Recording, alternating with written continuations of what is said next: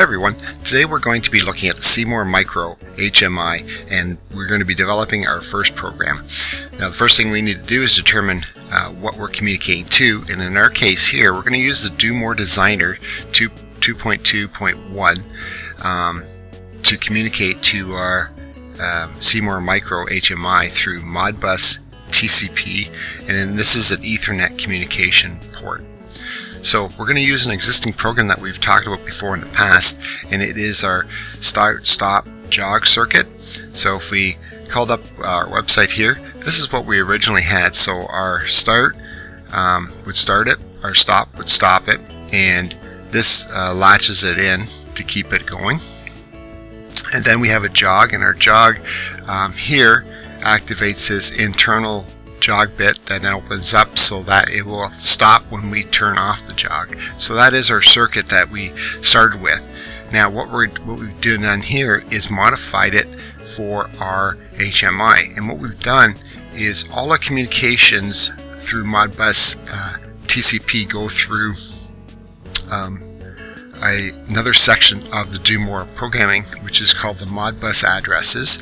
And if we look at where they are, we'll have MC1s, MI1s, MIR1s for analog, and MHR1s for the analog output. So we have analog in, analog out holding registers, and then we have regular input registers.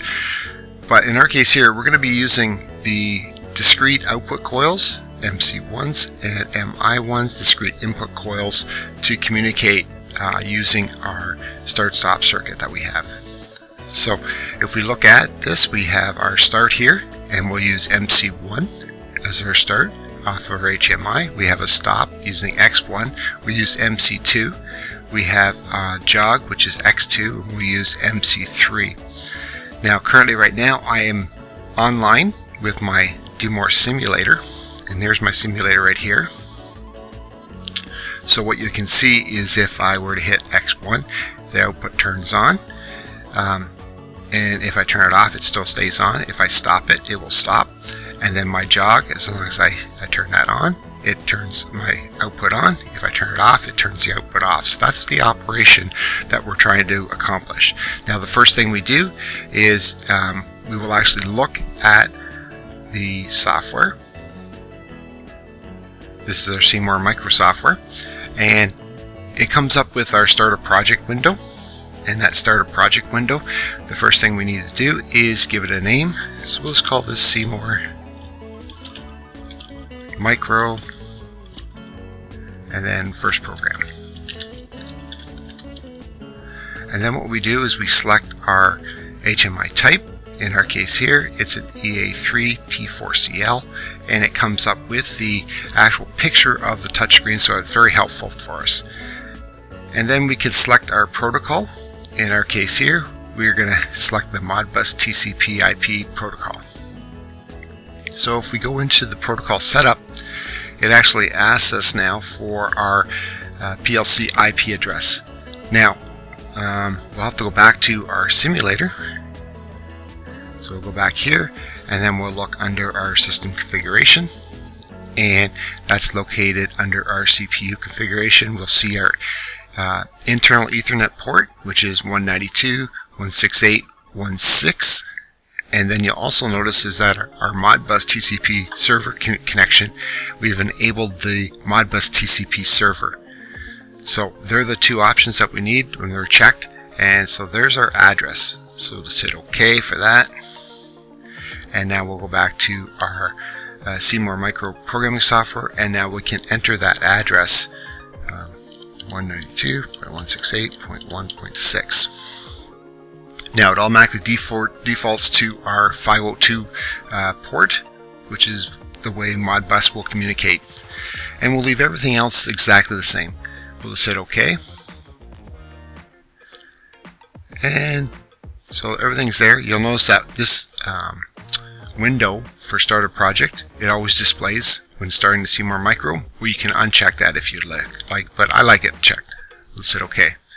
So there is our screen, and this is our work area in here. It looks quite large compared to our screen itself. We have a 4-inch screen.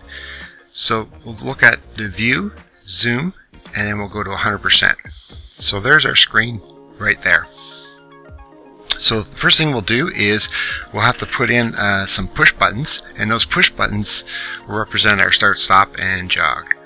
The push button here under our object, and then we'll look for our push button here, and what we'll do is move it over to our work area. And when we do, then we get another menu come up, and that menu here will tell us the title.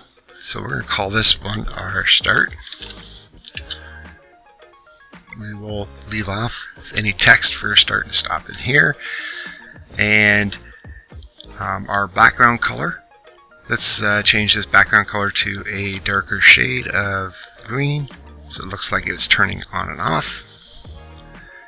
And so we can simulate this here. So that's on color, that's off.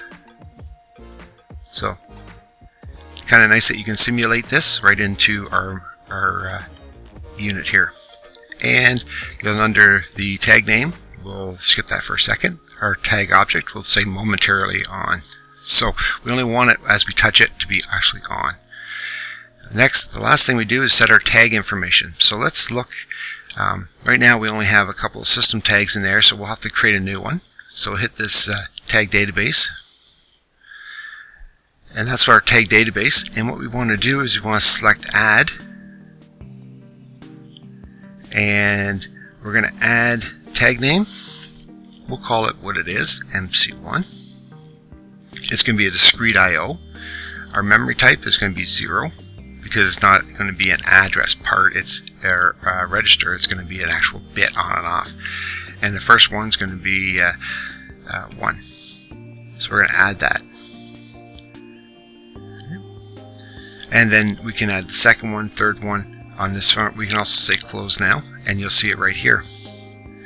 And what we can do is we can actually go and we can fill down the rest of our inputs that we have. So here's our next one. This is going to be MC2.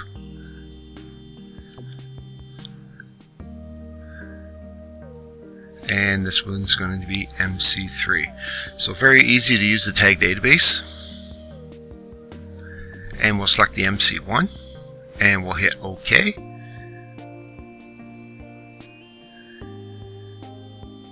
And that's what it looks like it's on. So now we have our tag database MC1 located right here. We'll say OK, and we'll make this a little bigger and move that right around there. Now what we can do is let's just copy this and paste it over to make our stop. Copy that, paste. Okay, and we'll do that one more time. Paste it, and so we have our start, stop, jog. Now the last thing we need to do is just to change some of these variables here. So we'll go into the switch object onto the push button here, and what we'll do is we'll change our tag. First of all, this is going to be our stop, so MC2. Our on color and off color, let's change this to red, and we'll change it to the bright red, and then our background, our off color, the dark red. So we can simulate that's on, that's off. That looks pretty good.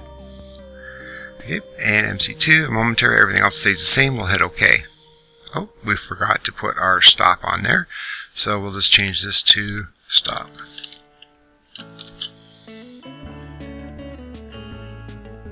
Okay. Last one is going to be our jog. So again, we're going to call this up. We're going to say this is going to be my jog. Our background color, we'll do this in blue. So use the dark blue, and we'll use a light blue when it's on.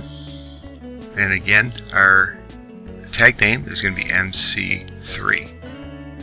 Momentary on, we'll say OK. So once again, here's my start, my properties here. MC1 is my tag name. Stop, we have MC2 as the tag name, and For our jog, we have MC3. There's my tag name right there. So now we have all of our push buttons complete. The next thing we want to do is an indication that the output is actually on. So in this case here, what we'll use is a we'll scroll down the list here as an indicator, and we use a graphic light indicator. And we'll scroll down here and we'll grab our sample 4, and once again what we will do is actually pull that and drag that onto our work area. That will bring up our graphic indicator light properties for this object, and we'll leave everything. There's my on off, so it goes black and then green, which looks good. Then our tag database, what we'll do is we could scroll this down if we had it already predetermined, but in this case we don't. So what we'll do is we will go into our tag database and we're going to add another one, and this will be discrete again. It's going to be MI1, so it's going to be 1, and the address is going to be 1. So we're going to add that. Close, and there's our MI1 now. So that's going to be our indication of that light coming on and off. So we'll hit OK to close our tag database. It brings it back to our graphic that we have here, and then we'll hit OK for now. Now once it's on the screen, we can resize this to the size we want. That looks pretty good. And then we'll just hit save for our project. Alright. So we've saved our project, everything looks good now. The last thing we need to do is now transfer it over to my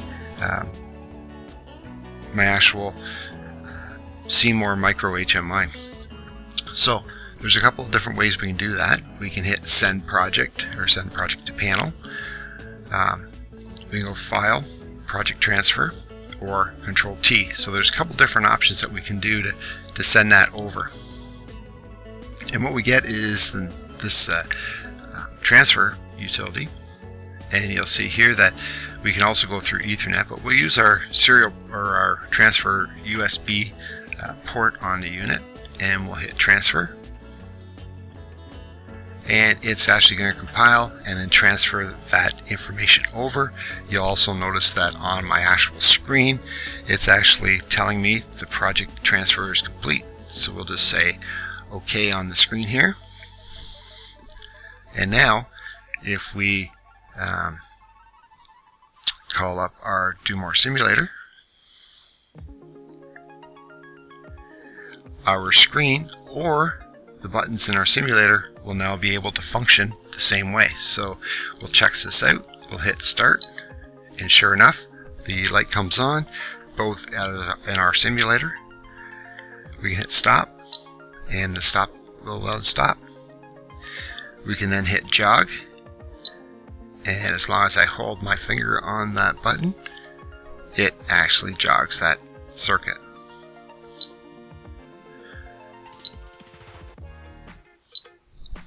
And just to prove, I can still do it from here and stop it from my unit.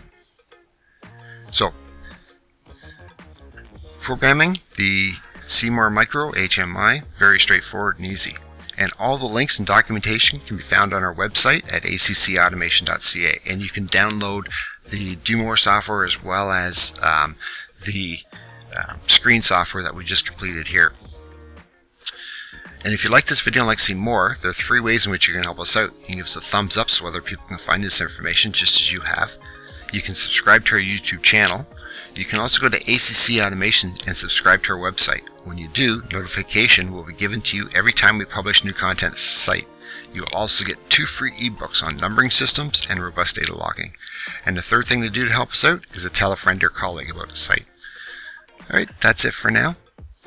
Thanks for watching.